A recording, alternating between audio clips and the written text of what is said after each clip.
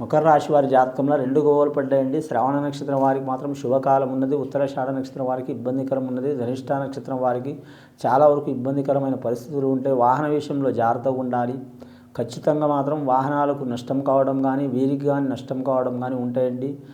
ఎక్కువ శాతం మీరు ద్విచక్ర వాహనం కావచ్చు, ప్రయాణం ఎక్కువ చేయొద్దండి. చిన్న చిన్న ఒక 10 కిలోమీటర్ 20 కిలోమీటర్ల లోపల పోవచ్చు, కానీ లాంగ్ డ్రైవ్ చేసే వాళ్ళకు మాత్రం చాలా వరకు ఇబ్బందికరమైన పరిస్థితి ఉంటుంది. అలాగే వాటర్ విషయంలో కూడా ఇబ్బంది ఉంటుంది. తాగే వాటరే కావచ్చు, స్నానం చేసే వాటరే కావచ్చు, నదుల్లో చేసేదే కావచ్చు, ఎఫెక్ట్ వచ్చే అవకాశం ఉంది.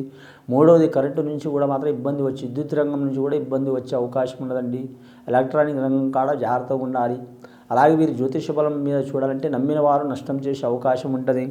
కానీ మొండి పట్టుదల చాలా భారీగా ఉంటుంది వీరి పేరు మీద. కానీ ఆలోచన శక్తి చాలా ఉంటుంది వీరి పేరు మీద. వీరు వైద్య రంగంలో ఉంటే కలిసి వచ్చే అవకాశం ఉంటుంది. విద్యా రంగంలో ఉంటే కలిసి వచ్చే అవకాశం ఉంటుంది. రక్షణ రంగంలో ఉంటే కలిసి వచ్చే అవకాశం ఉంటుంది. రాజకీయ రంగంలో ఉంటే ఈ 4 రంగాలు మాత్రం వీరికి ఎక్కడ పోయినా లక్ష్మీకళ యోగ బలం ఉన్నదండి. అనుకున్నది సాధించే అవకాశం ఉన్నదండి. కానీ మిగతా విషయంలో, వ్యాపార విషయంలో కావచ్చు, ఇబ్బందికరమైన పరిస్థితి ఉంటుంది. రెండవది సినీ పరిశ్రమ రంగంలో మాత్రం ఇబ్బందికరమైన పరిస్థితి ఉంటుంది.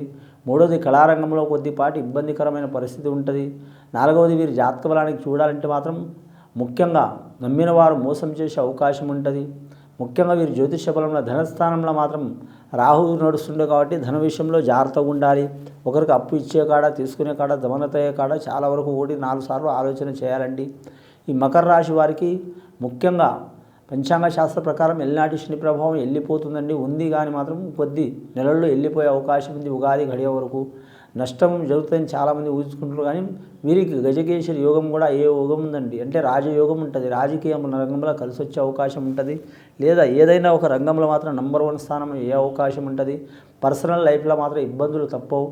కళ్యాణం మీద దోషం ఉన్నవారు, సంతానం మీద దోషం ఉన్నవారు, కుటుంబం మీద దోషం ఉన్నవారు, నాగదోషం కావచ్చు, కుజదోషం కావచ్చు, అంగారక దోషం కావచ్చు, సంతాన దోషం కావచ్చు, బాలగ్రహ దోషం కావచ్చు, మోహిని దోషం కావచ్చు, నరఘోష కావచ్చు, రకరకాల చాలా పీడలు ఉంటాయి. అలాంటి పీడలు ఉన్నవారు మాత్రం ఖచ్చితంగా ఎవరిని పూజ చేసినా చేయకపోయినా మాత్రం కొరి వీరన్న స్వామి పూజ చేయటం, లేదా వీరభద్రుడిని పూజ చేయటం, లేదా కాళభైరవుడిని పూజ చేయటం చాలా వరకు మంచిది వీరి పేరు మీద.